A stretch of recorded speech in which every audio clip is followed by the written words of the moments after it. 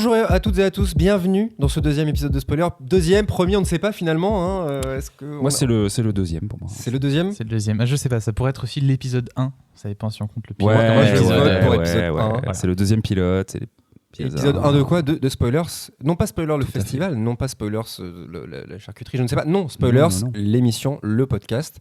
Le premier vous a beaucoup plu. Hein. On a eu on a eu des retours, en tout cas. On a eu des retours. Des torrents de lettres de Et on s'est dit, on va pas s'arrêter en si bon chemin.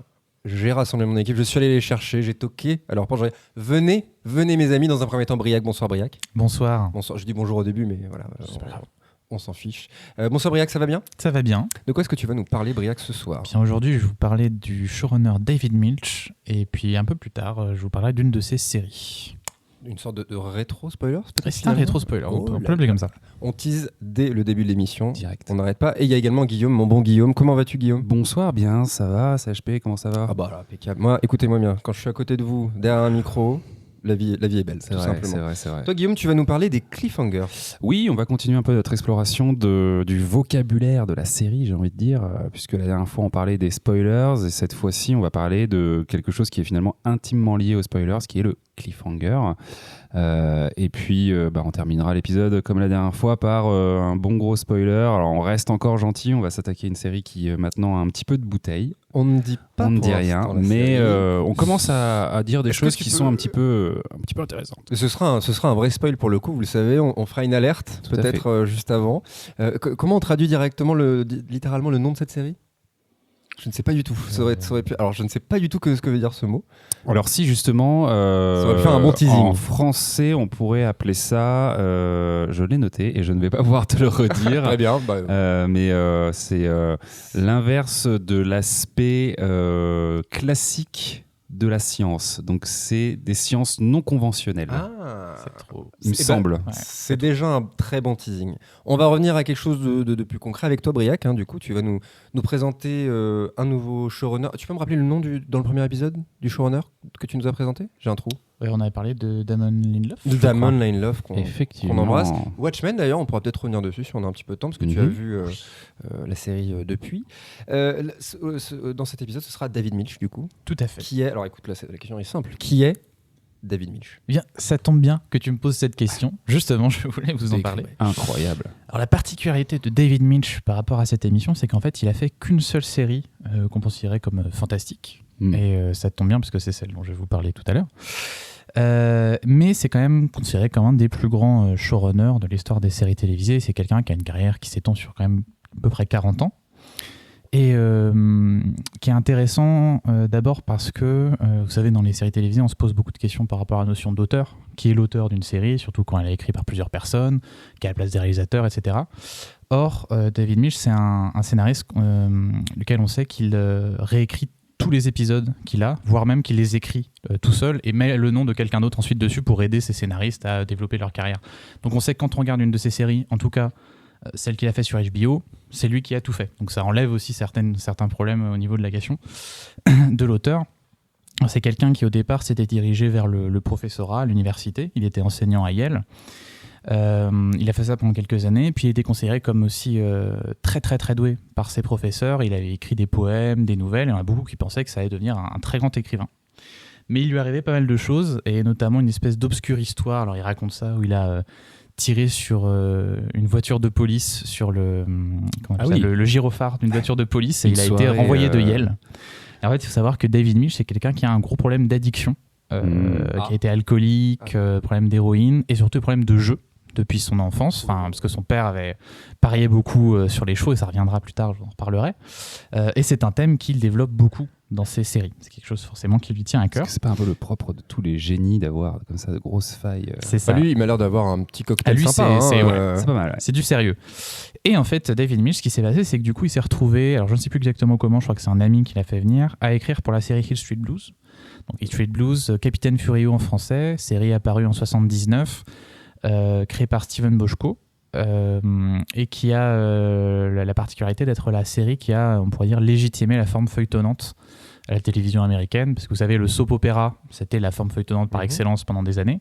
Ensuite, il y a eu Dallas, qui est arrivé en prime time, c'était la première vraie série, enfin, il y en a eu d'autres avant, mais à avoir du succès avec cette forme-là en prime time.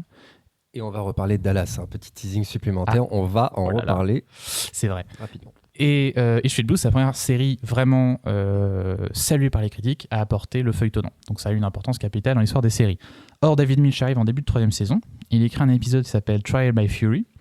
Et la particularité de cet épisode, c'est d'avoir eu un Emmy, un Writer Guild Awards et un prix Humanitas, je crois. Donc le mec, les premières 40 pages de script qu'il écrit de sa vie, 3 prix.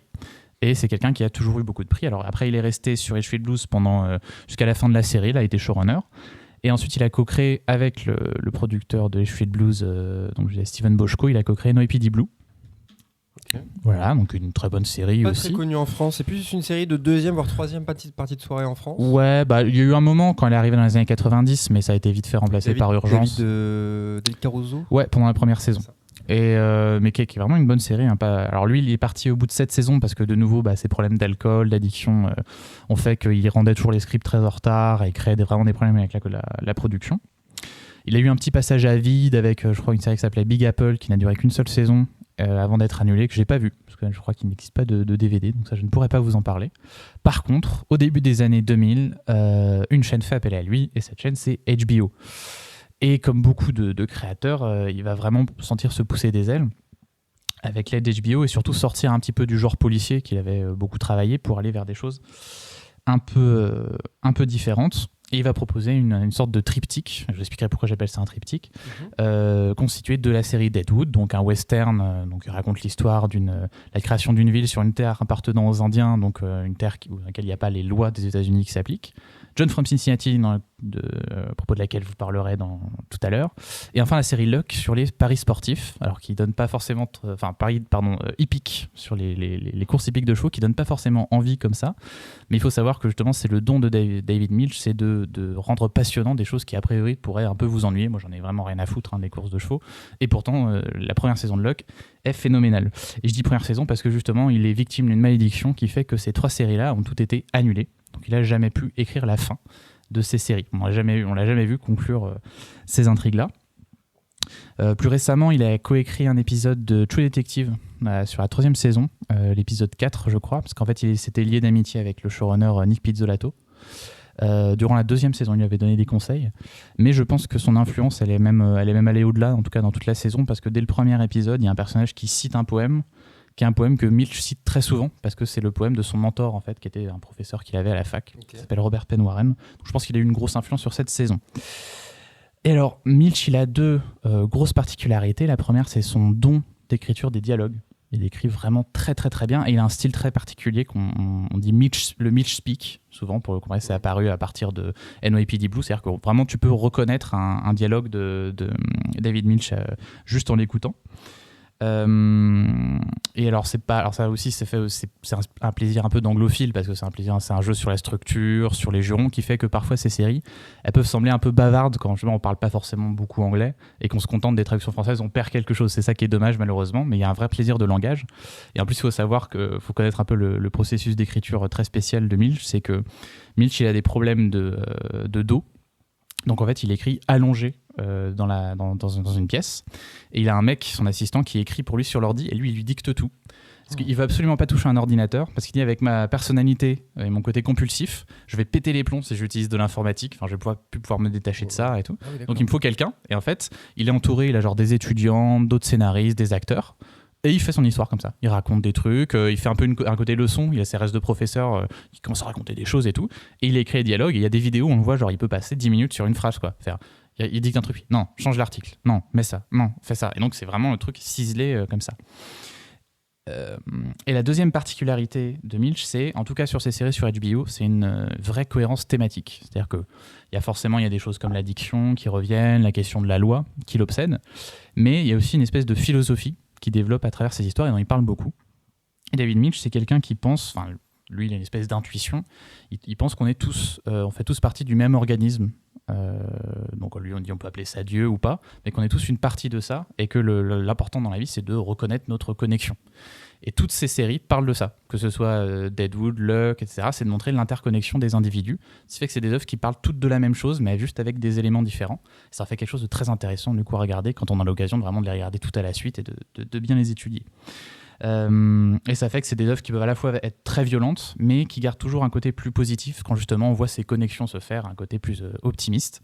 Par exemple, dans Deadwood, on a un personnage qui commence en étant très très mauvais, le personnage joué par Ian McShane, qui va un peu évoluer pour justement faire beaucoup de choses pour la communauté qui l'entoure, et ça fait que c'est des séries qui sont aussi très émouvantes. Et alors là, j'ai une bonne et une mauvaise nouvelle. La bonne, c'est que finalement, il y a quand même une fin à une de ces séries, puisque Deadwood a eu un film cette année. Ouais. Alors on appelle ça un film, c'est un téléfilm HBO, c'est plus en fait comme un gros dernier épisode. Enfin, les téléfilms HBO sont très, voilà, très c'est qualitatifs. un téléfilm, dans le sens c'est pas sorti au cinéma. C'est le mot téléfilm en France qui est biaisé, mais c'est très très beau. Et excellente conclusion. Enfin, j'ai beaucoup travaillé sur Deadwood, il y avait des choses magnifiques. Il ressasse tous les thèmes de la série, il refait même des scènes, il y a des scènes qui sont rejouées d'une certaine manière comme un remake du dernier épisode, qui propose une autre conclusion et une vision plus apaisée de ce qu'il avait raconté dans la série. Donc ça c'est beau, il a enfin pu faire sa fin. Est-ce qu'on sait pourquoi à l'époque il n'avait pas pu conclure, ou en tout cas pourquoi la série s'était arrêtée? Les raisons qu'on nous avait données, c'était des raisons de budget. C'est à l'époque où HBO a annulé coup sur coup Carnival, Rome, donc des séries assez cher, coûteuses, séries historiques. Maintenant, alors il y a quelques années, ou peut-être 1 ou 2 ans, je sais plus, on nous avait donné une version alors qu'en fait il était en négociation, ils étaient en train d'en discuter, et que Timothy Olyphant, qui joue dans la série, venait de lui dire du coup je vais m'acheter une maison, comme on va avoir une 4e saison, je peux me permettre. Je vais investir. Ouais. Et Milch, comme il était en négociation, ça partait bien, mais il a eu peur, il a dit non mais fais pas ça, attends, on sait pas, on n'est pas sûr. Et apparemment ça fait comme une traînée de poudre où les gens ont commencé à dire la série est annulée, c'est sorti dans la presse. Et c'est comme si ça s'est fait comme la rumeur, quoi. Voilà, là c'est une nouvelle explication qu'on nous a donnée. Voilà, on ne saura jamais vraiment. Et je vais revenir un petit peu sur le post Deadwood tout à l'heure.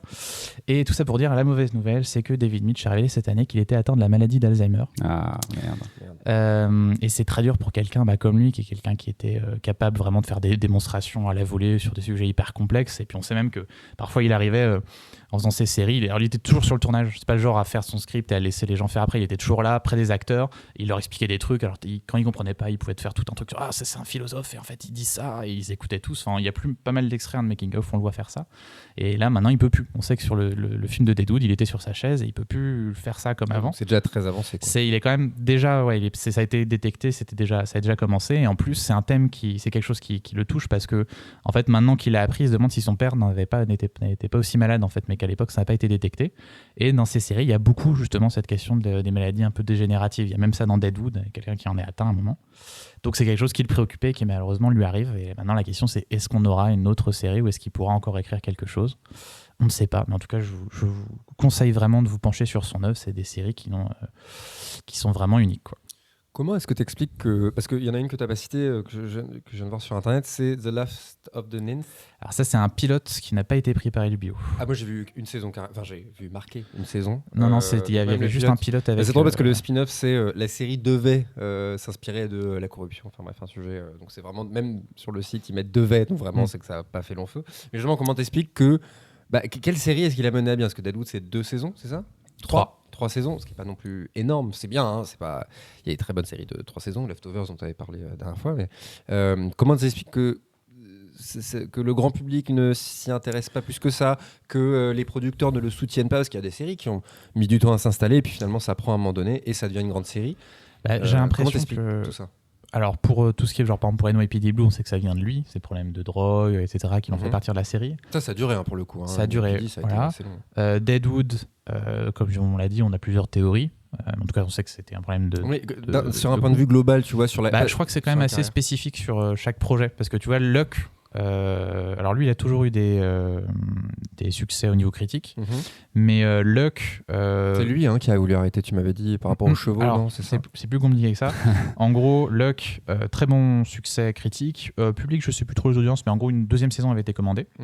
Et en fait, un cheval est mort dans le tournage de la 2e saison. Il y en avait déjà 1 ou 2 qui étaient morts sur la première. C'était avec Dustin Hoffman. Hein, avec Dustin Hoffman, ouais. Et le truc, en fait, c'est que, c'était produit et réalisé certains épisodes par Michael Mann. Ouais, voilà, ouais. Et Mann... Excuse-moi, je te coupe. On retient quasiment plus Luck comme une série de Michael Mann. Ouais, c'est ce que j'allais dire. Il me semblait me souvenir de ça, ouais. Mais pourtant, là, on voit... Alors, on voit aussi des choses de Michael Mann. Mais justement, ils ont eu des problèmes tous les deux. Parce que comme c'est 2 contre le fric, ils se sont pas mal engueulés apparemment. Ça peut aussi jouer dans le fait que la série se soit arrêtée.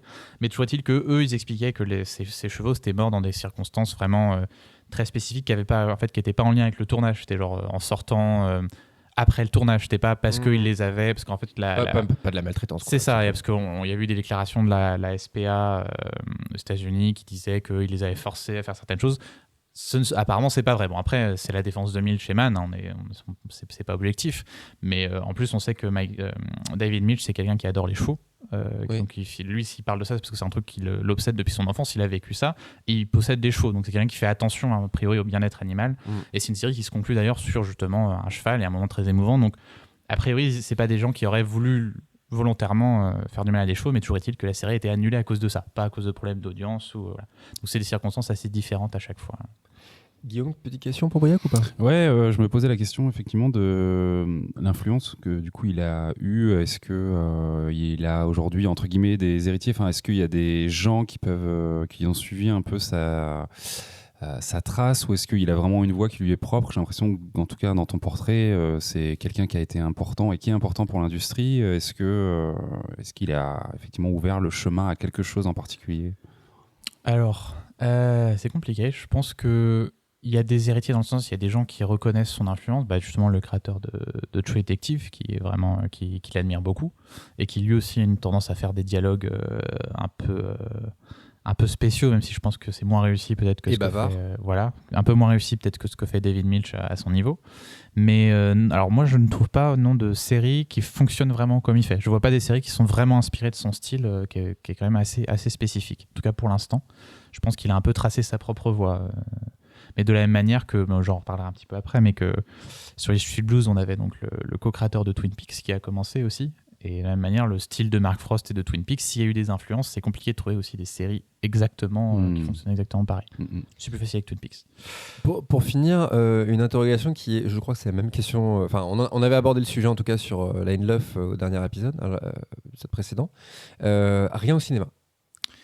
David Milch. Je sais parce que j'ai regardé tout bêtement sa filmo sur Wikipédia. Et vraiment, tu vois, il y a deux catégories. Il y a producteur et il y a showrunner. Justement, c'est assez intéressant mais par rapport à des gens comme David Chase qui auraient voulu vraiment être réalisateur de cinéma au départ. Beaucoup ont essayé, soit se sont rabattus, soit... Mais en tout cas, le cinéma est souvent présent dans la carrière de showrunner. J.J. Abrams, par exemple. Il y en a beaucoup qui, eux, c'était une passerelle pour aller vers le cinéma, où il y a toujours un rapport au cinéma. Alors que lui, non, je crois qu'en fait, vraiment, il s'en fout, en fait.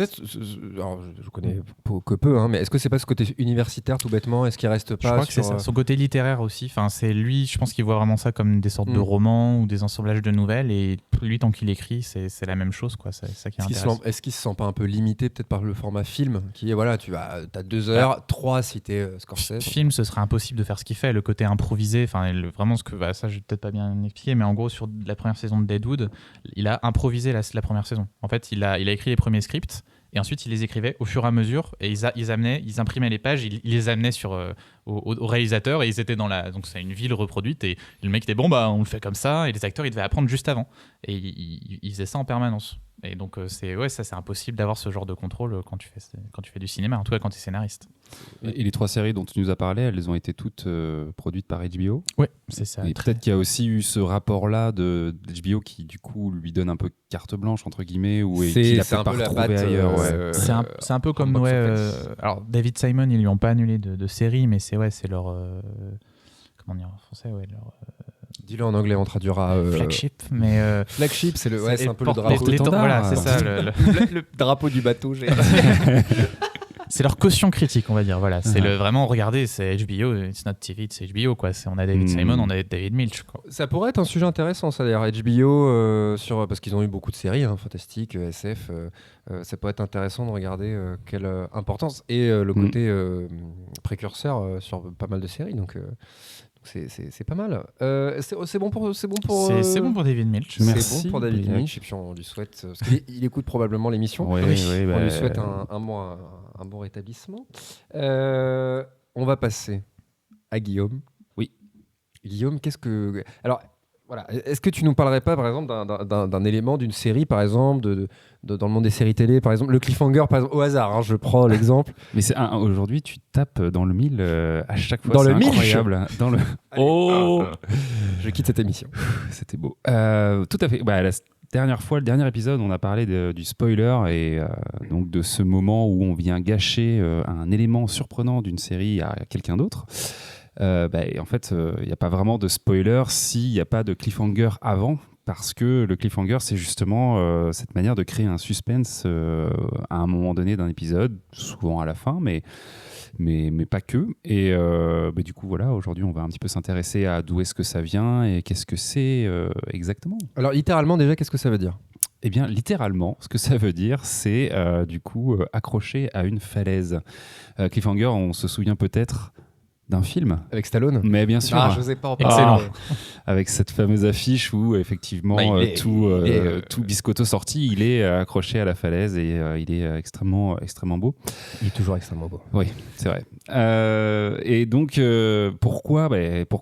pourquoi ce terme et pourquoi effectivement accroché à la falaise? Donc c'est un terme qui, on peut s'en douter, ne date pas vraiment d'hier. On l'attribue à la base à un auteur britannique, Thomas Hardy, qui en fait en 1873, dans son roman A Pair of Blue Eyes, place littéralement son héros au bord d'une falaise et donc crée comme ça un suspense sur le sort de ce personnage. Donc il y a certainement des auteurs qui ont effectivement travaillé autour de cette manière de laisser le héros dans une situation un petit peu particulière. En tout cas, on attribue la création et l'utilisation dans la manière de décrire cette scène à cet auteur, Thomas Hardy, en tant que cliffhanger, du coup. Sherlock Holmes aussi, il y en avait un dans les livres. Sherlock Holmes, de toute façon, effectivement, il y a un côté très lié à l'enquête policière dans ce fait de effectivement rechercher Ça me fait penser à ça parce que vraiment, parce que c'est un cliffhanger qui avait fait vraiment date dans la littérature anglaise notamment. C'est dans le deuxième film d'ailleurs, s'ils ont repris ça, c'est quand ils sautent avec Moriarty. Et ça avait fait un scandale mais monumental. Je sais pas si tu vois ce que je veux dire, mais justement ce cliffhanger, parce que ça a un impact réel sur les lecteurs, les spectateurs, les malins. C'est un ressort extrêmement important. Oui, complètement. Et d'une certaine manière, je sais, pour le Sherlock Holmes, je me demande si on peut appeler ça un cliffhanger au départ, parce que je crois que le but c'était justement de ne plus écrire de Sherlock Holmes, et qu'ils l'ont obligé à revenir. Donc c'est devenu un cliffhanger, mais ça n'en était pas un, parce qu'au final, il l'avait tué. Est-ce qu'un cliffhanger veut dire forcément qu'on sait ce qui va devenir? Parce que moi, j'ai un exemple que je vais placer à un moment donné dans l'histoire. En tout cas, dans la création et dans l'acceptation de ce terme, il est vraiment là pour créer un suspense qui va être résolu après. Bon, voilà.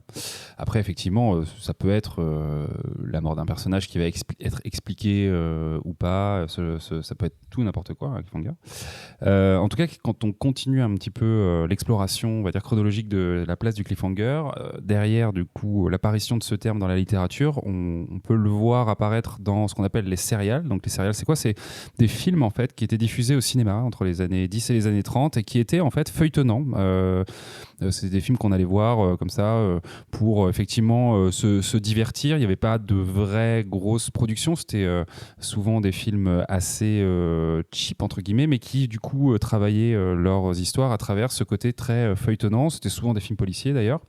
Du coup, cette mécanique de finir le film dans justement un moment de suspense pour amener les gens tout simplement à revenir, on commence à toucher un petit peu du doigt l'intérêt du cliffhanger, commence à être popularisé à ce moment-là. Encore une fois, la thématique du film policier, de l'enquête policière, se prête assez bien à la création d'un suspense. Est-ce qu'on est face au coupable ou pas? Est-ce que le héros va s'en sortir, etc. Et donc, ce que je disais, effectivement, là, le but avéré du cliffhanger, il est clair, en fait, il est de donner l'irrépressible envie au spectateur de voir la suite en le laissant dans une situation de suspense absolu. Et du coup, quand on y réfléchit, c'est assez normal qu'il ait envahi la série télé. Puisque de par son aspect sériel, c'est assez naturel que petit à petit on ait voulu créer du coup des moments de suspense pour inviter à regarder un épisode suivant, une saison suivante et créer un engouement, une discussion, un débat et des communautés derrière et ce depuis finalement assez longtemps, notamment les envahisseurs par exemple 68 travaillaient énormément cette manière de gérer du coup les fins d'épisode, les fins de saison. Ce qu'on sait peut-être un petit peu moins quand effectivement on est en France et puis qu'on regarde la télé française, c'est que le cliffhanger il répond aussi à une contrainte de diffusion américaine, puisqu'il faut savoir qu'un épisode de série sur les networks est coupé en général par toutes les 12 minutes par une page de publicité. Alors c'est vrai que moi quand j'ai appris ça m'a semblé être assez incroyable. Aujourd'hui c'est vrai qu'on a de plus en plus de pubs quand même aussi en France, mais la télé française on s'en rend pas compte, mais il y a de plus en plus de pubs qui ont été acceptées. Mais aux États-Unis, c'est quand même un truc de malade. C'est-à-dire que tous les quarts d'heure, on va avoir une tranche de publicité qui vient couper donc la narration d'une série. Et qu'est-ce qu'ils ont fait pour du coup faire en sorte que les gens restent devant leur poste ? Ils ont effectivement commencé à ponctuer les épisodes de cliffhanger, de mini cliffhanger, bien sûr, de choses qui ne sont pas spécialement très importantes pour la narration, mais qui créent quand même un suspense et qui incitent le spectateur à rester. Et d'ailleurs, on le voit en fait pas mal quand on regarde de ces séries après coup à la télé française ou en DVD ou autre, on voit ces moments de coupure, on va dire, dans l'épisode. Ils sont assez marquants, ils sont assez en tout cas visibles. Ce qu'on peut dire aussi du coup par rapport à ça, c'est que un des cliffhangers, et tu en parlais tout à l'heure, les plus connus dans l'univers des cliffhangers, ce n'est pas une série fantastique, mais en tout cas c'est celui qui fait parler le plus de lui. C'est effectivement un cliffhanger de la saison 3 de Dallas. Alors Dallas, gros succès à l'époque, et puis Briac en parlait aussi tout à l'heure. Il y a énormément d'audience, les gens suivent cette série, donc ce qui se passe, c'est qu'effectivement, à la fin d'un épisode de la saison 3, le personnage emblématique de JR, le méchant qu'on adore détester, en fait, est victime d'une tentative d'assassinat, s'écroule à terre et le générique du coup apparaît et conclut la saison et donc laisse les spectateurs sur cet état de fait. Et donc là, on est dans un cas d'école, j'ai envie de dire, du cliffhanger qui laisse le spectateur complètement fou de savoir ce qui s'est passé, de qui a pu créer, du coup, faire cette tentative d'assassinat. Et effectivement, derrière, la chaîne va capitaliser extrêmement en termes de communication autour de la série sur cet élément-là, en créant énormément de goodies avec la phrase du coup Who Shot JR, et va faire vraiment tout un marketing autour de cet élément-là. Donc il va presque dépasser l'aspect narratif de la chose pour en faire un fer de lance de la communication de la série qui était déjà bien populaire, quoi. C'est exactement ça, parce qu'en plus tu vois comment ils y ont réfléchi. C'est vraiment je sais pas si c'est le personnage principal, mais même aujourd'hui c'est un des plus grands personnages de série plus populaire, de tous les temps. Ils l'ont tué, saison 3. Tu vois que c'est vraiment calculé et qu'ils avaient déjà compris. Donc c'est quoi, c'est années 80, c'est ça, Dallas ? 80, ouais, tout à fait. Ils avaient déjà compris que c'était un élément primordial pour faire parler et pour oui, complètement, peut-être pour relancer presque parfois l'intérêt d'une série, quoi. Dallas, t'as fini sur Dallas ou pas ? Parce que je ne résiste pas à l'envie de vous dire d'aller voir la fin de Dallas, qui est absolument incroyable et qui est dans notre thème, parce qu'il y a le diable dedans qui apparaît dans un miroir. C'est incroyable, vraiment. Allez voir ça sur les internets. Je t'avais montré Briac, c'est je crois grâce à moi que tu avais découvert. J'ai revu depuis. C'est incroyable, parce que Ça personne ne connaît la magique. fin de Dallas. Et alors là, les gars, ça vaut le coup de vous faire ça. Allez voir la fin de Dallas. Voilà. Excuse-moi, je t'ai coupé. Ah, mais je t'en prie, ça valait le coup de effectivement. Voilà. Mais parce que pour le coup, c'est pas que les séries SF qui ont des cliffhangers. Non, en fait, on se rend compte que effectivement très rapidement, énormément de séries, de par justement un peu cette contrainte de diffusion, mais aussi par tout simplement la mécanique narrative, fait que on retrouve des cliffhangers un peu partout. Même si on pourrait penser que c'est un peu la chasse gardée des séries SF fantastiques, parce que de par l'imaginaire qui est développé dans ces séries-là, du coup le cliffhanger et d'autres peut être en tout cas d'autant plus incroyable. On peut faire venir quelque chose de n'importe où, utiliser de la magie, de la technologie, quelque chose de très surprenant, voilà. Mais effectivement, à peu près toutes les séries aujourd'hui usent, ou en tout cas ont usé de cliffhanger. J'ai presque envie de dire qu'il y a même des séries qui se sont montées sur le concept de cliffhanger. Je pense à Breaking Bad par exemple, où on est quasiment sur une série concept cliffhanger où chaque chaque épisode la te saison laisse va répondre au cliffhanger. 24 aussi est beaucoup monté sur ce truc de effectivement te laisser sur quelque chose de très surprenant à chaque fois dans le contexte de la série, mais même des séries comme Friends du coup ont usé de cliffhanger. Beaucoup trop usé d'ailleurs.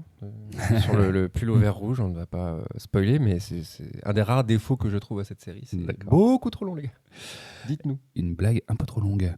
Mais en tout cas, effectivement, la série, du coup, pour ce qui nous intéresse, SF et fantastique, reste, je trouve, un terreau très fertile pour justement l'utilisation de cliffhangers qui sont intelligents et qui sont d'autant plus surprenants que, du coup, la matière et l'imaginaire qui est déployé dans ces séries-là est propice à imaginer des choses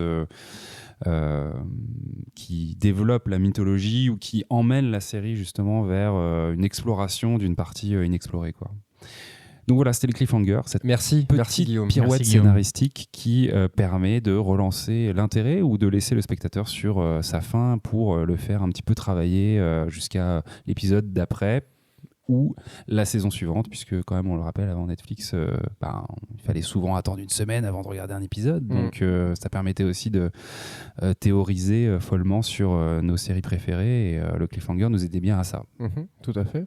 Break, t'as un exemple de cliffhanger qui t'a marqué ? Oui, déjà je pense qu'il y en aurait 45 dans Lost au moins, hein. Oui. Presque chaque épisode et les fins de saison, des cliffhangers complètement fous. Enfin, moi je pense que c'est mes préférés, hein, en termes de série. On en avait parlé de la fin de la saison 1, non, il me semble. Début de la saison 2, plus exactement. Ouais. On est moins dans un cliffhanger. La fin de la saison 1 avec le tunnel. C'est toutes les fins de saison. Alors le cliffhanger, c'est la fin de la... Enfin, quelque part, je trouve pour le coup que la fin de la saison 1 n'est pas spécialement un cliffhanger, parce que si je me souviens bien, finalement, on voit rien. Ouais, mais justement, parce qu'on ne sait pas ce qui va se passer. Oui. Il descend comme ça, et puis alors pour le coup, je suis plus adepte du cliffhanger qui te laisse sur quelque chose d'un petit peu explicite, mais où on t'explique rien. Tu vois ce que je veux dire ? Attends, je suis pas d'accord avec toi. C'est exactement ça. C'est-à-dire, on sait maintenant que la trappe, il y a un truc. Ouais. Mais on sait pas ce qu'il y a au fond du truc, et c'est incroyable. Puis il y a une caméra, donc il y a un œil quelque part qui voit, qui les regarde d'en bas. Non, c'est incroyable. Excuse-moi, Briac, on t'a coupé. Et donc Lost, il y en a des tonnes. Mais alors un qui m'a vraiment marqué parce qu'il m'a fait regarder une série. Et qui par contre c'est pas un exemple de série fantastique ou SF, mais c'est celui de la fin de pilote de The Shield, qui est une série, j'avais regardé épisode 1, ouais.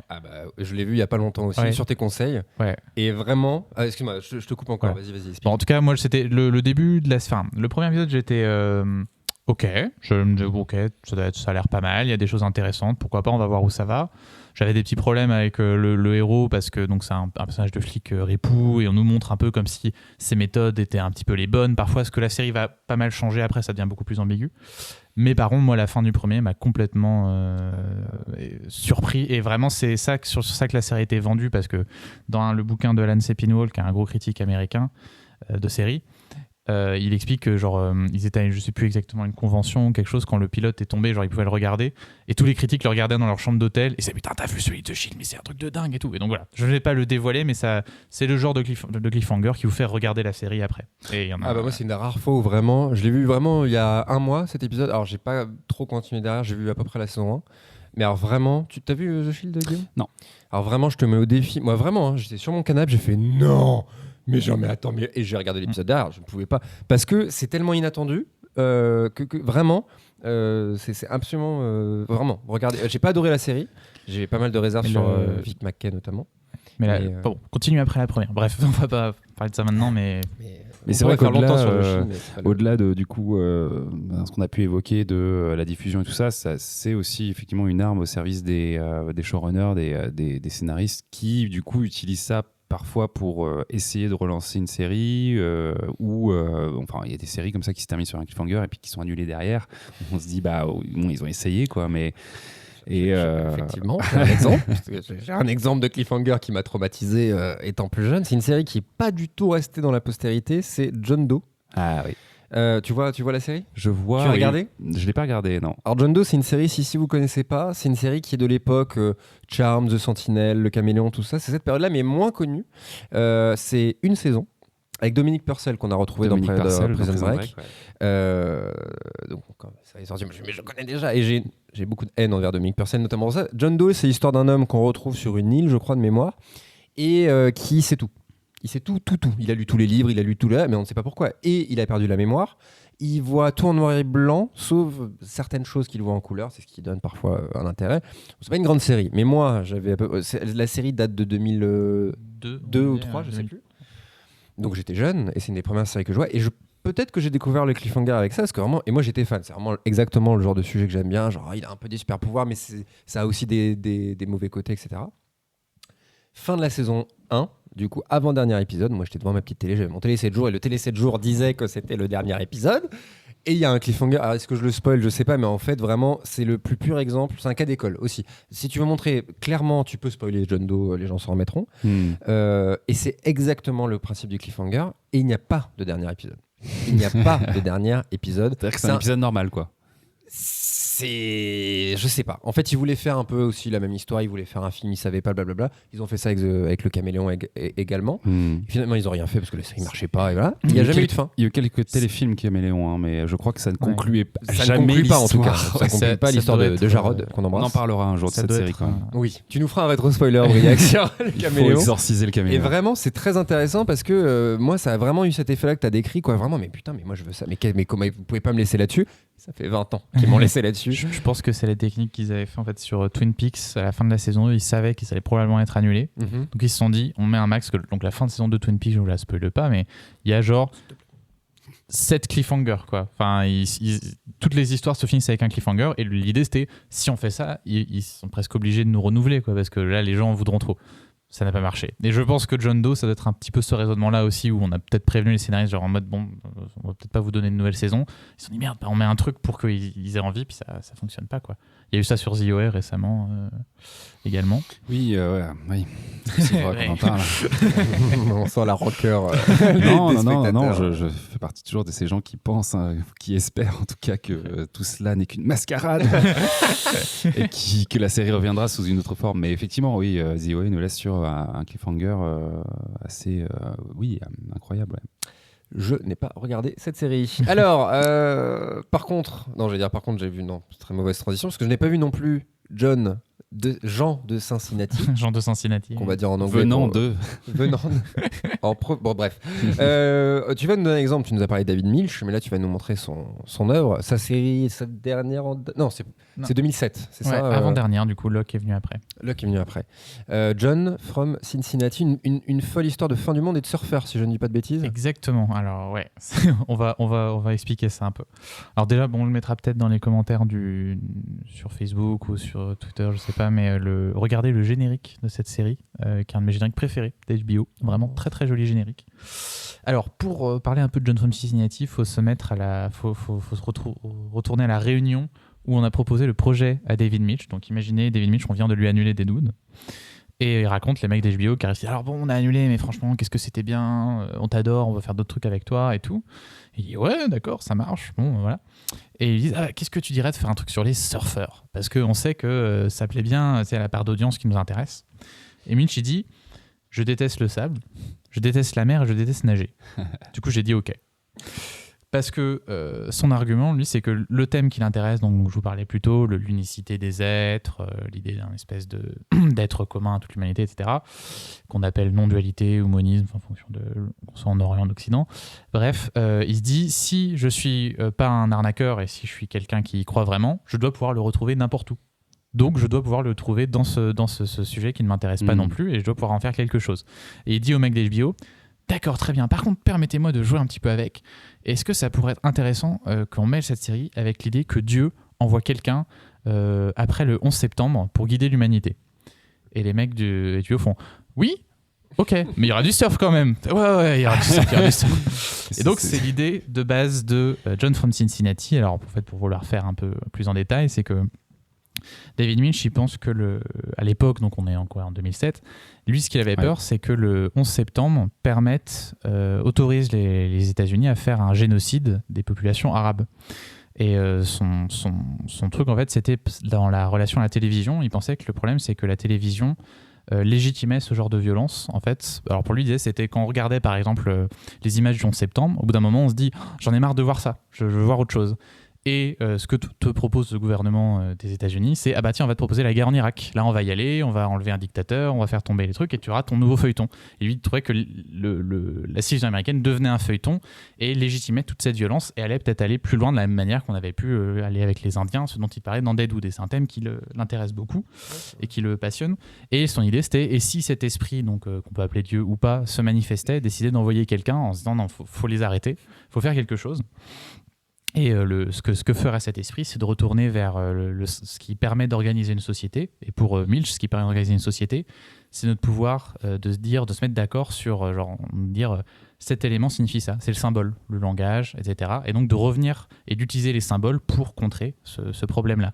Et il dit, par contre, ce serait intéressant si cet esprit venait voir, alors j'ai gardé l'expression ici, je crois qu'il nous dit... On entend les feuilles derrière. Alors, je sors mon truc. The stupidest fucking people in America. Et donc, les surfeurs. Et donc, c'est le début de la série. Alors, pour vous raconter vraiment l'intrigue en elle-même, on suit une famille, une dynastie de surfeurs, avec le patriarche qui s'appelle Mitch Yost, qui est joué par Bruce Greenwood, qui a fait pas mal de choses, mais là, j'ai pas d'exemple. Le Capitaine Pike dans les Star Trek de J.J. Abrams, voilà, référence, qui donc lui est à la retraite depuis une blessure et qui a du mal à faire du surf, ou alors le fait un peu en privé parce qu'il sent qu'il est plus au niveau. Gros second couteau. Voilà, c'est un second couteau qu'on voit un peu partout mais qui a jamais un gros rôle. Avec sa femme Sissi, ils tiennent une boutique de surf. Alors ils s'engueulent toujours parce que Sissi, on comprend dans la série, mais elle a des problèmes aussi, elle a vécu des choses assez compliquées. Ils ont un fils qui s'appelle Bucci, qui lui était très prometteur, mais qui est tombé dans la drogue, donc un vrai junkie au moment où la série commence. Mm-hmm. Par contre, le fils de Bucci qu'il a eu avec son ex qui était actrice porno, qui s'appelle Sean, lui est un vrai prodige, vraiment un génie du surf, et beaucoup de choses tournent autour de lui. On suit sa famille qui l'encourage. Tout le monde en gros, on est dans une petite communauté passionnée par le surf, et tout le monde est fasciné par ce que va être capable de faire ce jeune homme. Et autour d'eux, on a tout un ensemble de personnages excentriques. Alors, on a un mafieux hawaïen qui a son espèce d'assistant complètement débile qui s'appelle Palaka. On a un propriétaire d'un motel miteux joué par Luis Guzman. Un certain nombre de personnages très sympas, dont mon préféré qui est joué par... alors, je sais plus le nom de cet acteur. Je crois que c'est Ed O'Neill, le mec qui était dans... Marié, 2 enfants, non. Ouais. Dans Family Nana. Love and Marriage, non, je sais plus. Oui, dans Modern Family, oui, c'est ça. Aussi, et qui est excellent et qui joue le personnage de Bill, qui est un ancien flic qui a perdu sa femme. Et en fait, elle est morte donc, d'une longue maladie. Elle avait son lit à l'étage de sa maison. Et en fait, il n'arrive plus à monter l'escalier. Genre, il est obligé de rester en dessous parce qu'il n'arrive pas à monter à l'endroit où est morte sa femme. Et en fait, il a un perroquet. Et il parle tout le temps à son perroquet. Genre, il est tout seul et son truc, c'est de parler à son perroquet tout le temps. Il parlait souvent aux objets et tout, et en fait il se trouve que ce perroquet, vous allez voir ou pas, a peut-être des pouvoirs. Et surtout, au moment où commence la série, on est sur la plage, le papa est en train de s'entraîner à faire du surf, et arrive un personnage mystérieux, qu'un mec qui a une tête qui a l'air sympa, qui a genre d'avoir 30 ans, qui s'appelle John, qui dit qu'il vient de Cincinnati. Et en fait la particularité de John, c'est qu'il ne peut pas parler autrement qu'avec des phrases qu'on lui a déjà dit. Il est obligé, en fait, les personnages vont lui dire des choses au fur et à mesure de la série, et lui va communiquer en prenant des bouts de ce qu'on lui raconte, donc il n'a jamais une phrase originale, à part la première, qui est « la fin est proche ». Et ensuite, la série va commencer, et juste après l'avoir rencontré, genre, le père, il pense que c'est un taré qui vient le voir, comme ça.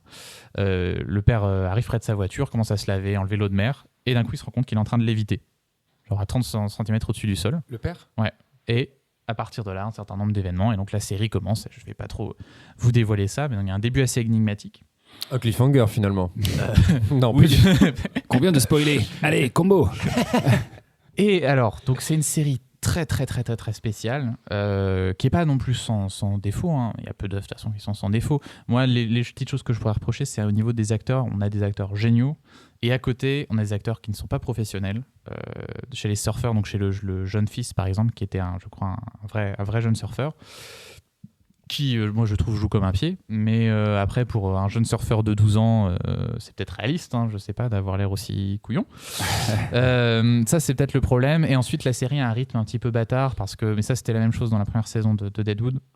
Il n'y a pas une montée, en fait. C'est des à-coups. La série fonctionne par scène un petit peu très impressionnante, puis on repart sur autre chose. Il y a pas, à part le dernier épisode, on ne monte pas vraiment vers quelque chose. C'est un ensemble d'ambiance, d'éléments. Donc, ça peut être un peu spécial à regarder sur ce point-là. Mais il y a aussi des moments absolument incroyables. Il y a un espèce de sermon sur la montagne de John où il va parler à tous les personnages qui vont être dans un état de transe en leur annonçant des choses qui vont se passer dans la série, comme une espèce de message à décoder qui est extrêmement puissant et extrêmement fort, qui fait d'ailleurs penser un peu à la séquence de la chambre rouge dans Twin Peaks, c'est un peu le même genre d'élément à décoder. On y revient. Et c'est une série qui a été, donc malheureusement, comme j'en ai déjà parlé, annulée au bout d'une seule saison. Même si on a quand même un truc assez drôle où dans la toute fin du dernier épisode, il y a John qui commence à te raconter ce qui pourrait se passer dans la saison 2, donc ça t'adoucit un petit peu la conclusion. Sans doute parce qu'elle était peut-être trop étrange même pour HBO. Alors Milch lui dit qu'il pense que c'est HBO qui a vu qu'il avait complètement détourné leur idée de série sur les surfeurs et qui a dit oh là, on va s'arrêter là. Moi je pense que c'est juste qu'une série qui est anti-commerciale dans le sens où toutes les œuvres, donc de toute façon qu'on voit à la télévision, sont commerciales. Le but c'est de faire de l'argent, c'est de payer les gens, mais anti-commerciale dans le sens où elle est invendable cette série. Elle ne ressemble à rien d'autre. C'est pas un genre, ça mélange tellement de choses, de styles, de rythmes que tu pouvais même. Enfin, c'est un miracle qu'on ait eu 10 épisodes. C'est pas une série à prestige comme HBO était en train de développer sa marque autour de ça, Les Sopranos, Dose, The Wire. C'est pas du tout ce genre de série, c'est complètement fou. Et il faut se dire que la seule série fantastique qu'avait fait HBO à l'époque, c'était Carnival. Et on était encore 5 ans avant Game of Thrones. Donc c'était encore très spécial pour eux. D'autant que Milch, c'est quelqu'un, comme j'ai dit, qui est complètement incontrôlable, qui improvise sa série. Et là, c'était encore le cas sur John from Cincinnati, au point que l'acteur qui joue John disait je pense que David, il est fou. Hein. Je pense qu'il est cliniquement fou. Il disait qu'ils avaient le credo des alcooliques anonymes sur le tournage. Il disait c'est à chaque jour suffit sa peine. Genre, on verra ce qui se passe aujourd'hui, on se prend pas la tête, on verra ce qu'il invente. Et ce qu'il faut comprendre aussi, c'est que Milch, il a un intérêt à faire croire qu'il est fou et à improviser, c'est que du coup personne ne lit ses scénarios, donc personne ne peut lui dire non, tu ne peux pas faire ça. C'est-à-dire que là il garde un contrôle total sur ce qui se passe, et donc quand c'est tourné quoi. Alors, ils peuvent toujours couper quelque chose, mais à un moment il faudra laisser ce qu'il a voulu faire. Donc c'était aussi sa technique pour garder le contrôle sur sa série. Mais la vraie malédiction de la série, c'est la date de diffusion de son pilote, parce qu'elle est diffusée juste après la fin des Sopranos. Voilà, c'était l'épisode passé après la fin des Sopranos. Donc, pour ceux qui ne l'ont pas vu, on va pas spoiler, mais quand tu finis les Sopranos et qu'après tu enchaînes sur ça, le décalage devait être très gros. C'est pas. J'ai fait une dépression. Après. Voilà, donc les gens n'étaient. Ah non, c'est vrai. Les gens n'étaient pas prêts. Et... J'ai pas pu regarder cette série. Je ne mens pas. Ah non. C'était vraiment pas la. Souffler du nez. Je n'accepte pas. C'était vraiment pas la série à proposer pour prendre la relève des Sopranos, quoi. C'était pas du tout le but. Ça faisait un peu contre-pied quand même. Je pense tu vois, bêtement, je fais lien avec Game of Thrones et Tchernobyl, tu vois. C'est ça, mais du coup, on propose autre chose, on part sur autre chose. La série, elle a perdu tout le monde, et donc les gens n'ont pas du tout accroché. Et pas d'acteurs, tu vois, j'ai le casting sous les yeux, d'avoir leur visage. Il y a Luc Perry aussi, il y a Luc Perry, oui, c'est vrai. Qui nous a quittés récemment. Qui est bien.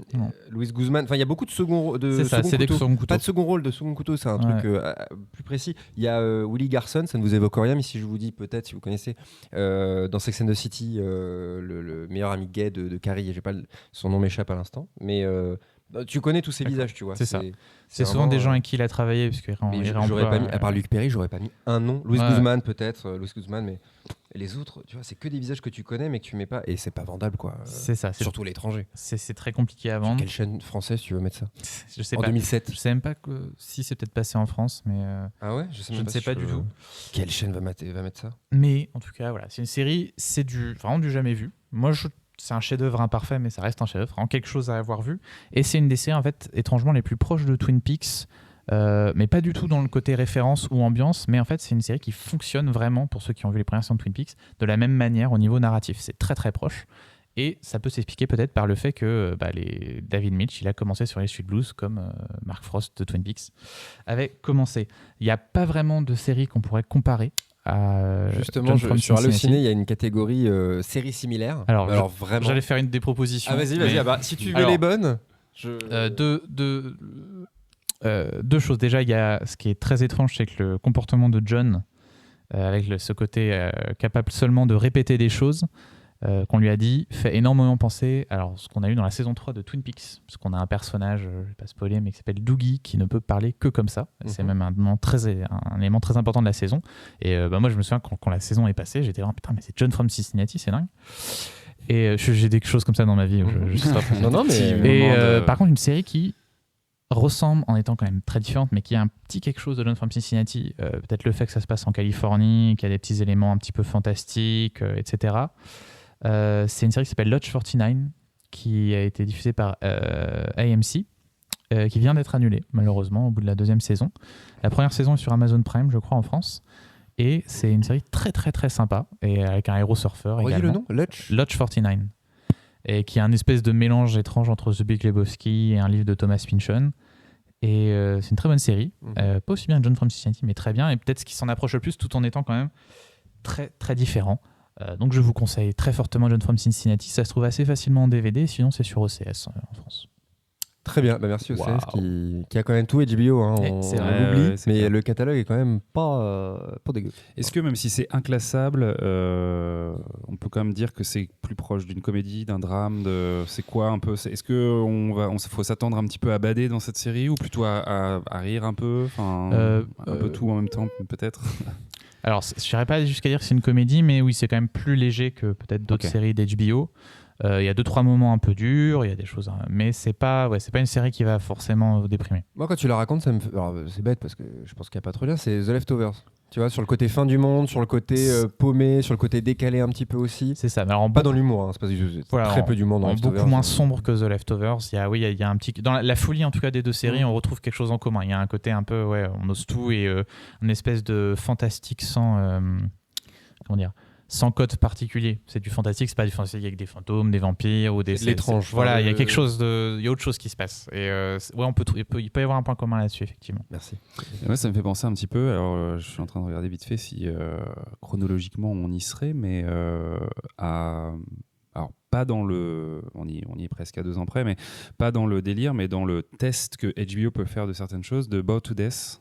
Je sais pas si vous voyez cette série. Si, ouais. On est pareil dans un truc un peu qui est ni drôle ni triste, une espèce dramédie. Ouais, voilà, une espèce d'exploration un petit peu très étrange et très particulière d'un thème, on va dire, mais sans être vraiment dans cette case. Et peut-être qu'HBO à cette période-là, effectivement, tester des choses, ce serait intéressant. C'est un peu, encore une fois, moi je reviens toujours à ça, mais c'est un peu un des héritages de Twin Peaks aussi, d'avoir été une série qui changeait de tonalité et de genre. D'une scène à l'autre, voire même à l'intérieur d'une scène, quelque chose qu'on voyait quand même assez peu jusque-là à la télévision américaine. Bien, merci pour cette présentation de John from Cincinnati. On va passer, on s'approche doucement de la fin de cet épisode, mais avant, on va passer à un moment où j'aime beaucoup personnellement. J'aime beaucoup le reste, hein, attention, hein. C'est pas ce que je veux dire. Ne me faites pas dire ce que tu n'as pas dit. Mais j'aime beaucoup l'instant spoiler, puisque voilà, alerte, nous allons vous spoiler une série. Quelle série, Guillaume ? Eh bien, nous allons vous parler de Fringe aujourd'hui dans cet épisode. On vous a parlé de Lost la dernière fois. Les gens quittent la pièce dans laquelle on est littéralement. La personne qui nous héberge du coup s'enfuit pour ne pas être spoilé. C'est que le concept fonctionne. Donc Fringe, effectivement, on avait parlé de Lost la dernière fois. Ça semblait assez logique de parler de Fringe d'une certaine manière. Et puis parce que aussi à la base, moi je voulais spoiler Battlestar Galactica, mais que après une petite réunion express en interne, on s'est dit que c'était pas une bonne idée. Mais vous y aurez droit, je pense, à l'occasion. Quand j'aurai tout vu. Voilà, exactement. Quand Briac m'aura passé les Blu-ray. Allez, on y va. On enchaîne. Donc Fringe, on est en 2008. Du coup, on est en pleine success story de Lost. J.J. Abrams, avec sa société de production Bad Robots, lance plein de séries, dont Fringe sur la Fox, avec du coup à la barre Alex Kurtzman et Roberto Orci, deux compères avec qui il a déjà collaboré sur Alias et qui seront ensuite sur l'émission Impossible, son Mission Impossible 3 au cinéma et son Star Trek. Donc des gens de confiance, son cercle proche. À ce bon JJ, qu'est-ce que ça raconte Fringe ? Ça raconte effectivement l'histoire d'une division du FBI qui enquête sur des affaires étranges impliquant, et donc on pourra répondre comme ça à la question que tu posais au début de l'épisode, effectivement qui donc implique des fringe science, ou donc on pourrait traduire par science marginale. Donc tout ce qui va être manipulation génétique, ésotérisme, folklore, etc., etc., tout ce qui est un petit peu en marge de, on va dire, ce qui est communément admis par la science aujourd'hui.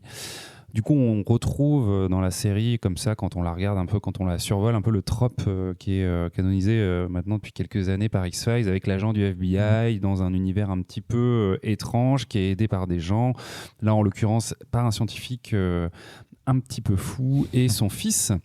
Bon voilà, c'est un procédé, c'est un procédé, on va dire, qui commence à être connu à l'époque. Et c'est vrai qu'il y a un côté un petit peu pas très original dans cette manière de présenter la série au début quand on la voit débarquer, et puis on voit aussi assez vite que ça va être un procédural comme on en a beaucoup à l'époque, c'est-à-dire que chaque épisode va se concentrer sur une affaire en particulier à résoudre avec du coup un point A et puis à la fin de l'épisode un point B et on passe à autre chose.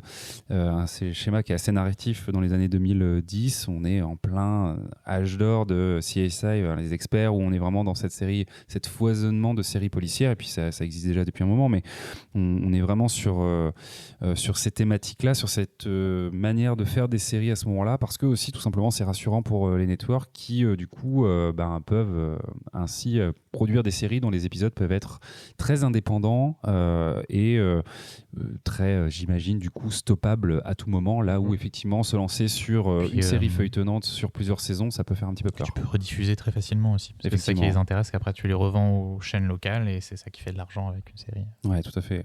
Qu'ils le diffusent d'ailleurs dans le désordre. Merci TF1.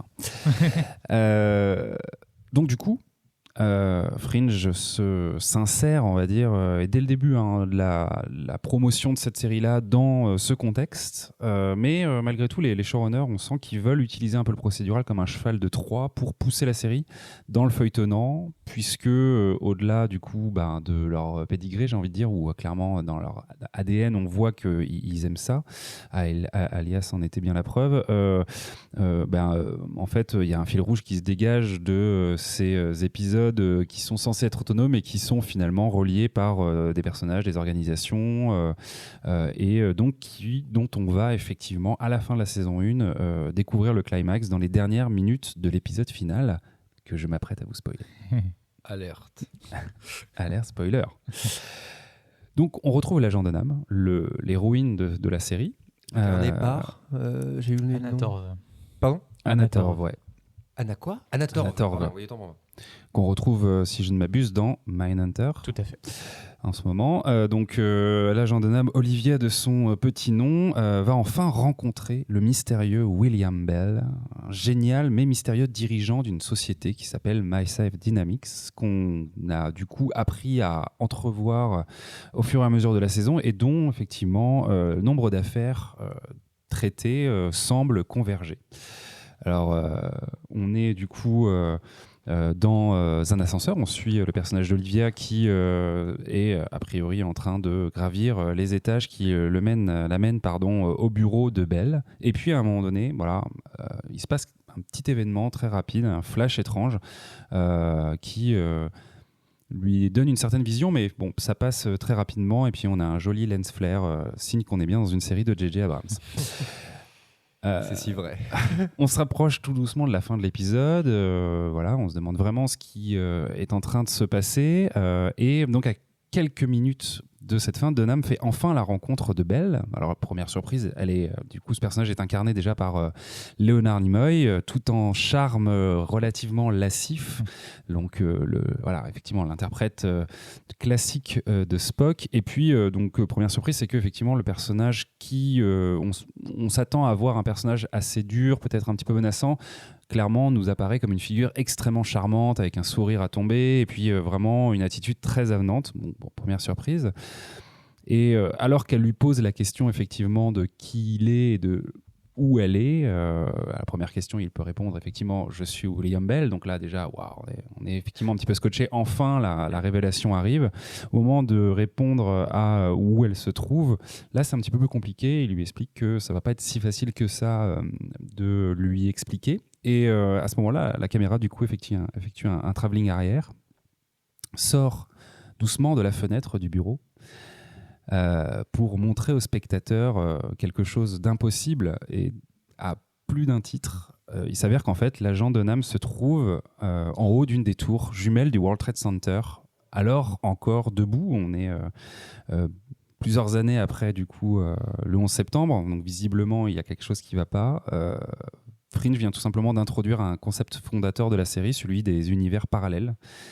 Et la saison 1 se clôt sur du coup ce cliffhanger incroyable qui, là où effectivement on nous annonçaient une série se basant sur des épisodes un peu indépendants, un petit peu mystérieux certes, mais voilà, là vient clairement nous balancer à la tronche tout un pan incroyable d'une mythologie qu'on a hâte de découvrir en saison 2. Qui pop, effectivement.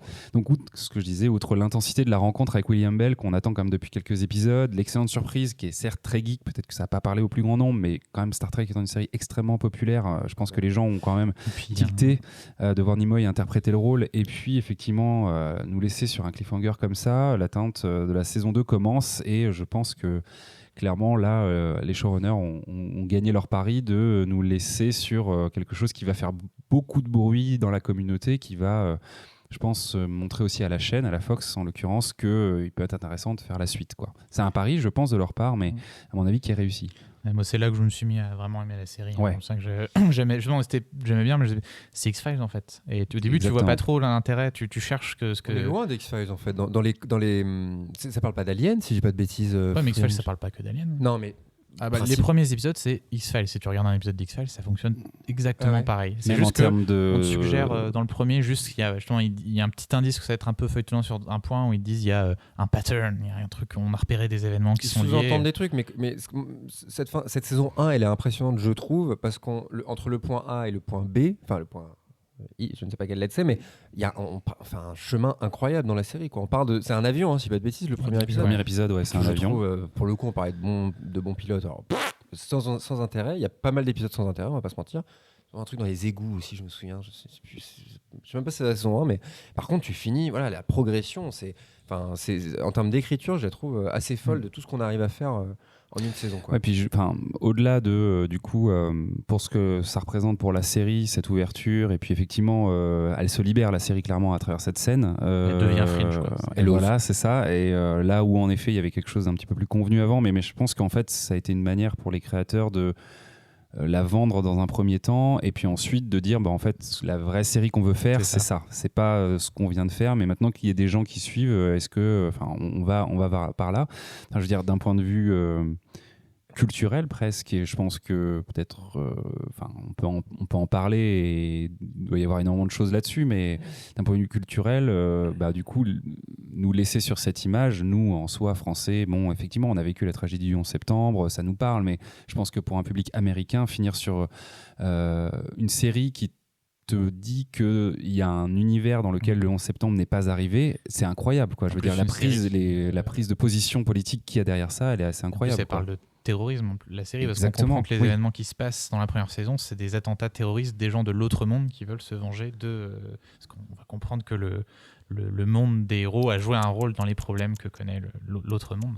Et je voulais juste revenir aussi sur le fait que c'est intéressant qu'il ait pris Nimoy, parce que dans Star Trek, on a l'univers miroir, donc un univers parallèle où il y a une version méchante des héros de Star Trek, dans laquelle, alors c'est une blague qui revient beaucoup sur Internet, mais en gros, Spock, il est méchant, il a un bouc. Donc il est méchant parce qu'il a un book, et il y a ça dans Community, il y a plein de vannes, il y a encore un book, effectivement, Darkest Timeline, et du coup il faut se mettre des books pour montrer que t'es la mauvaise version, mais je crois qu'il y avait un petit jeu intertextuel aussi avec Star Trek en allant chercher mais c'est un vrai rôle quand même, hein. William Bell, moi je me souviens, vraiment, comme tu dis, vraiment, est-ce qu'on le voit beaucoup? Je me souviens plus avant. C'est pas des flashs où genre on voit sa silhouette ou des trucs comme ça, en saison 1? Ouais. Il me semble qu'on le voit pas. Je crois pas qu'on le voit avant. On le voit jamais. On voit Nina, si je me trompe pas, mais à mon avis ils devaient garder, à mon avis, avant de faire le dernier épisode, ils devaient pas savoir qui allait le jouer, et ils ont dû avoir plusieurs noms, et ils ont accepté. Ils étaient contents. Et puis il est revenu, on le voit non, vraiment.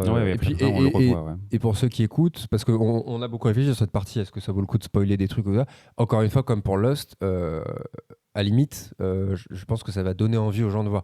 La saison 1, ça ne vous gâche rien du tout. Vous avez William Bell, vous savez juste qui c'est, mais enfin non, même pas en fait. Vous savez. On n'a pas dit qui c'était. Vous connaissez sa tête, quoi. Voilà, c'est tout. Ça vous gâche rien. Et c'est le premier twist un peu fou. Il y en a plein d'autres. Moi, j'en ai un qui m'a marqué, une histoire de porte et d'enfants. Vraiment, la série se perd beaucoup plus. On pourrait faire une partie sur Fringe, où la série se perd complètement, mais c'est une série qui donne beaucoup aux spectateurs. C'est une série qui se fait pas désirer, qui donne beaucoup et qui donne de l'intérêt par des constructions un peu parfois convenues, comme tu l'as dit, mais elle donne beaucoup aux spectateurs. C'est une série très agréable à regarder et qui n'a pas une notorité, même aux États-Unis. C'est pas non plus. C'est pas non plus. Ça faisait des. C'est pas du tout de référence, quoi. On dit. Dès que auprès des gens qui aiment un peu les séries, ça va. Mais oui, c'est pas au niveau du grand public. En fait, dans son domaine, j'ai l'impression que beaucoup ont fait mieux. En fait, la plupart ont fait mieux. Le problème aussi, moi après ça dépend des gens, mais moi je suis vraiment pas fan de la dernière saison, par exemple. Autant j'aime énormément la 3e, qui est vraiment un chef-d'œuvre. Qui a une super fin, qui pouvait être la fin de la série et ça aurait été. Dans quoi, pardon, excuse-moi ? La 3e saison, je trouve qu'elle est vraiment géniale de Fringe et la fin est géniale. La 4e avait plus de problèmes avec des belles choses, mais par contre la 5 c'est vraiment un gros problème pour la série, quoi. Moi je mélange un peu les parties, mais une partie où Olivia elle est pas en dépression et tout, là ils m'ont complètement perdu. Enfin tu vois qu'en fait ils s'essayent quelque chose qui ne fonctionne pas et qu'ils savent pas faire, et par contre quand ils savent le faire, je pense aux histoires de chapeau aussi, que moi j'ai trouvé super bien, et pourtant ce genre de sujet, c'est pas forcément ce qui arrive à m'attraper, mais là, franchement, j'ai passé un moment. Et puis du coup, quand effectivement on aime les concepts un peu de science-fiction et tout ça, et c'est très généreux de ce point de vue-là. C'est ça. Et les acteurs sont, on ne peut pas ne pas développer une sympathie pour le personnage de Walter, qui est donc ce scientifique. On en a parlé il y a pas longtemps d'ailleurs. Qui est donc l'acteur, c'est John Noble. John Noble, effectivement. John Noble, que vous ne connaissez peut-être pas si vous n'avez pas vu Fringe, qui a joué Denethor, pardon, qui est l'intendant du Gondor, que j'ai revu et que j'adore, un de mes personnages préférés dans Le Seigneur des Anneaux, alors que ce n'est que Denethor, parce que l'acteur est incroyable, et on en parle une fois parce que qu'est-ce qu'il a fait depuis ? Rien du tout, quoi. Enfin, il a dû faire des seconds, des troisièmes rôles. Et l'acteur est super bon. Là où Joshua Jackson, on va pas se mentir, son fils Peter, il est là. Si vous ne connaissez pas, c'est Pacey dans Dawson. Voilà, il n'est pas incroyable. Là où Anna Torv est très très bien. Là où les seconds rôles peuvent remonter, là Peter, je suis pas sûr, quoi. Mais en tout cas, voilà, regardez cette série. Ouais, je pense que c'est une série qui est encore aujourd'hui assez agréable à regarder, et encore une fois, elle est très généreuse. Il y a beaucoup de choses à apprendre dedans. Si vous y arrivez, arrêtez-vous à la saison 3. Ça sera très dur de s'arrêter là, mais ça vaut mieux peut-être. Non. La 4... N'écoutez pas Briac qui dit ça. Tu l'as même pas vu la 3, c'est moi qui l'avais raconté. Je ne peux pas. Pourquoi est-ce que je dis ça ? Alors là, je vais m'énerver. C'est ça. Je voulais pas en arriver. Je parle loin du micro avec ma gueule dans la pièce. Briac Picarelec, et je ne développerai pas, c'est juste pour montrer à quel point c'est une odieuse personne, m'a dit non, Matrix, regarde que le premier, les deux autres ça sert à rien. Non, regarde, hop là. Voilà, et à cause de lui, pendant 10 ans, je n'ai pas regardé le 2 et le 3, alors que ce sont des chefs-d'œuvre du cinéma. À cause de lui qui m'a spoilé Twin Peaks, qui m'a spoilé Les Sopranos. Alors, choisissez votre camp. Moralité, écoutez les conseils spoilers, mais faites-vous votre propre avis quand même. Exactement. Regardez Fringe et faites confiance à Charles qui n'a pas vu la saison 4 et 5 de Fringe. Je fais pas confiance à ceux qui disent parce que eux ils ont pas aimé, ne regardez pas. Regardez, au pire vous allez perdre quelques heures de votre vie, mais vous vous serez fait votre propre avis. Voilà. Et ne prenez pas d'ailleurs le nôtre dans cette émission pour argent comptant. Alors là, et donnez-nous le vôtre, si vous avez vu Fringe. Si vous avez des cliffhangers qui vous ont marqué, n'hésitez pas. On a eu quelques réactions sur Facebook au dernier épisode, ça nous fait très plaisir. Et voilà. Et tout simplement, merci beaucoup pour vos retours. Et donnez-nous vos exemples de cliffhangers, de twists, de tout ça. Effectivement. Qui vous ont marqué. Qui vous ont marqué, ouais. Les amis, on arrive à la fin de cette émission. Tu ne sais pas pleurer, c'est pas du tout. C'était pas vraiment. Avant de se quitter, petite précision, l'ami Briac Picarelec qui est, alors je vous l'ai dit, qui est une odieuse personne, mais qui est un excellent conférencier finalement, on peut le dire. Arrête. Tu as participé aux Journées Lost et les Journées The Leftovers récemment. Tout à fait. En deux mots, qu'est-ce que c'est, voilà. Journées Lost Leftovers, c'est 2 journées organisées à l'université à Rennes 2 par le département anglais, en particulier par Delphine Lemonnier et par Sandrine Oriez, et donc ça a lieu tous les ans, et les plus grands spécialistes de séries en France à l'université, mais pas que, viennent et on parle de Lost pendant une journée et ensuite de Leftovers. On parlera probablement plus de Leftovers, parce que là on a fait un peu le tour, mais peut-être l'année prochaine ce sera The OA. On ne sait pas encore, ça peut changer.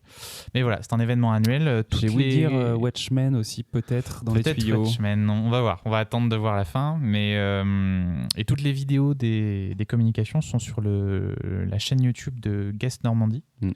Donc Guest, c'est même pas Normandie, je crois, pour la chaîne YouTube, mais donc un groupe d'études universitaires sur les séries télé. Donc, on partagera où c'est partagé d'ailleurs, Guillaume, je sais pas. On le partagera bientôt, effectivement, sur les réseaux sociaux. On vous mettra le lien et vous pourrez admirer le bon Briac qui vous parlera de toutes ces petites séries. Et pas que. Et pas comme. Allez, c'est jeu de mots aujourd'hui. J'ai envie de dire ringard. Non, mais vraiment, pour le coup, il y a vraiment des références dans ça. Et voilà. Et on passe un merci à Delphine Lemonnier qui nous a beaucoup aidé à l'époque pour notre petit festival. Voilà, toujours remercier les gens qui nous ont soutenus. Tout comme Pépé ici présent qui ne s'attendait pas, Oui. qui est à la bière. Tu peux crier dans le micro? Voilà, c'était ça. On le remercie puisqu'il nous accueille avec tout son petit setup podcast. On le remercie beaucoup. Merci à vous les gars pour cet épisode. Merci pour, toi, CHP. pour ces papiers. C'était formidable. Alors, on vous dit à bientôt. On ne peut pas vous donner plus d'informations que Oui, ça. de toute façon, il y aura forcément une suite parce que je pense qu'on apprécie tellement. On aime ça. On est que, mordu de Ah série oui. SF est fantastique. Donc voilà, n'hésitez pas à partager le petit lien du podcast voilà, si vous voulez nous soutenir. Et on vous dit à très vite. Salut. Yes, salut.